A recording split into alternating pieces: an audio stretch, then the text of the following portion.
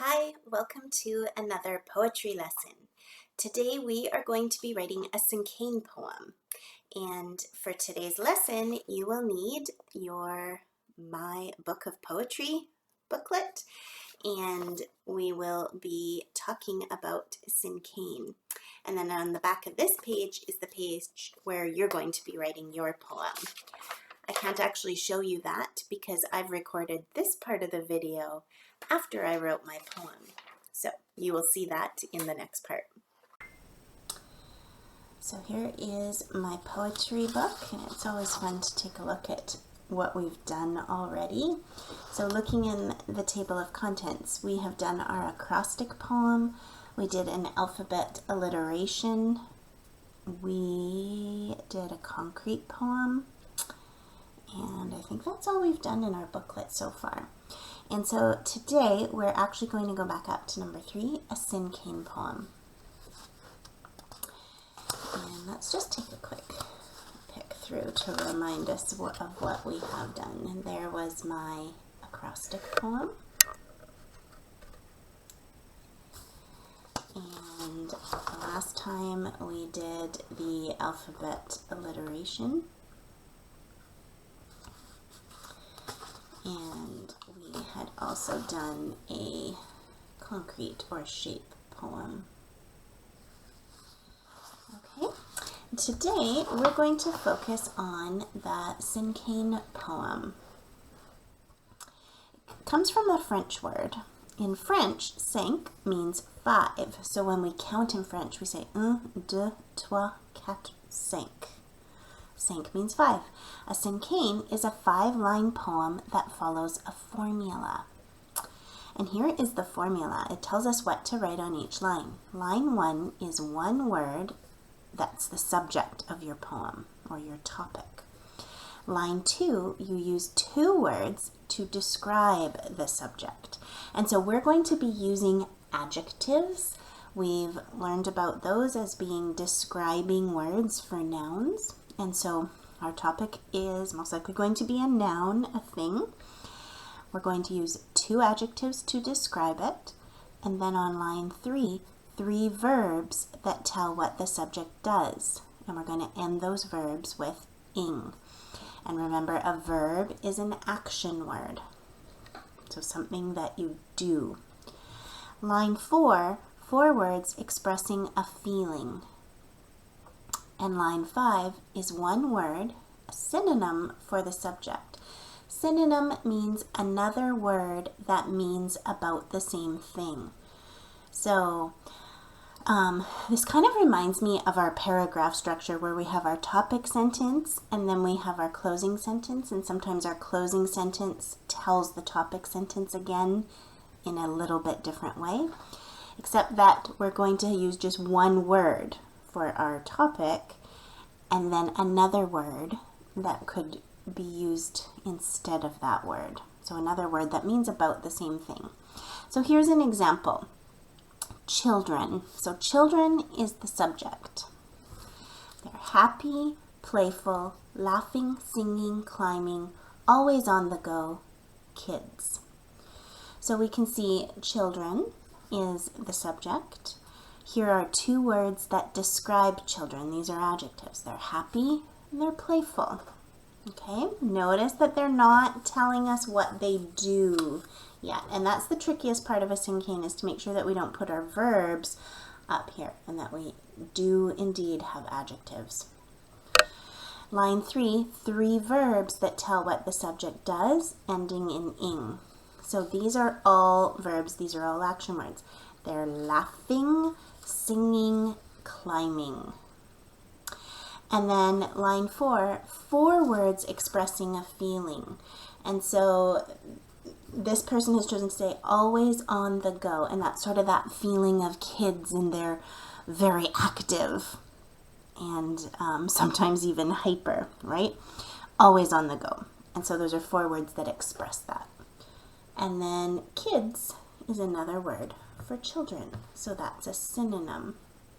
Okay? All right, so we are going to create our own Cinquain poems today. I have decided for my poem, I would actually like to do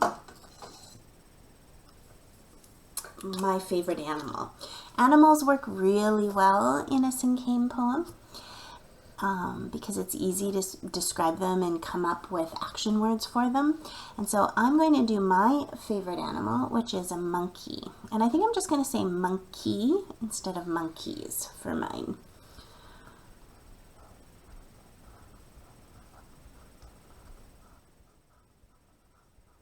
Okay, so there's my one-word subject. And now I'm going to do 2 words that describe the subject. So what do I think of when I think of monkeys in describing them? I know I think of them climbing and swinging in the trees, but those are going to be verbs, so I need to save those words. So when I think of a monkey, let me think about what they look like. How would I describe their personality? Well, when I was younger, probably, well, maybe a little older than you, I decided I was going to start collecting monkeys. I just thought they were so cute. So I could say cute. Well, they're wild. Monkeys are wild, and they do act wild. They live in the wild, so I'm going to say wild. And when I used to go to zoos and things, my favorite place to go would be to the monkeys. And I could just sit and watch them all day. I just think they're so funny. So funny would be another word to describe. Wild, funny. Hilarious would be maybe a triple scoop word instead of funny. It means the same, so I think I'll use hilarious. And they're kind of known for being hilarious or funny. Okay, monkey, wild, hilarious. 3 verbs that tell what the subject does. So when I'm picturing monkeys, I just can see them swinging from tree to tree. Often they'll have ropes in their cages at the zoos. So I'm going to say swinging.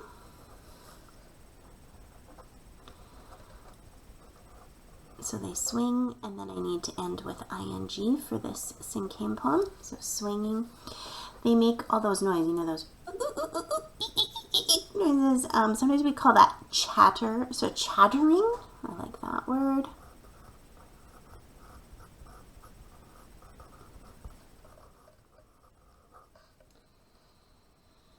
And what else? You've probably seen them either in a zoo or on TV. They're often picking at each other, and what they're doing is they're taking out little bugs, and we call that grooming. They're actually helping to keep their fur and their skin healthy, and so they're always grooming each other. Okay, swinging, chattering, grooming.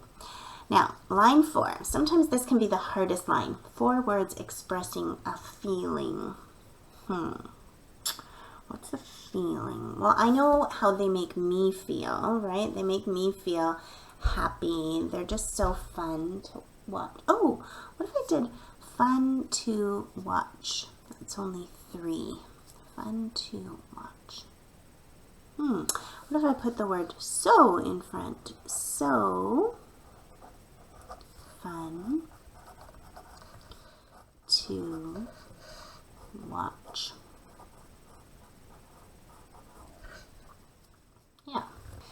And then the last one, I need to come up with another word for monkey. Now here I could put like chimpanzee, ape, which is a type of monkey, or I could use the science word for that whole group. So monkeys, so chimpanzees, apes, gorillas, they're all part of the primate family. So I'm going to say primate here. All right, let's read my Cinquain poem. Monkey, wild, hilarious, swinging, chattering, grooming, so fun to watch, primate.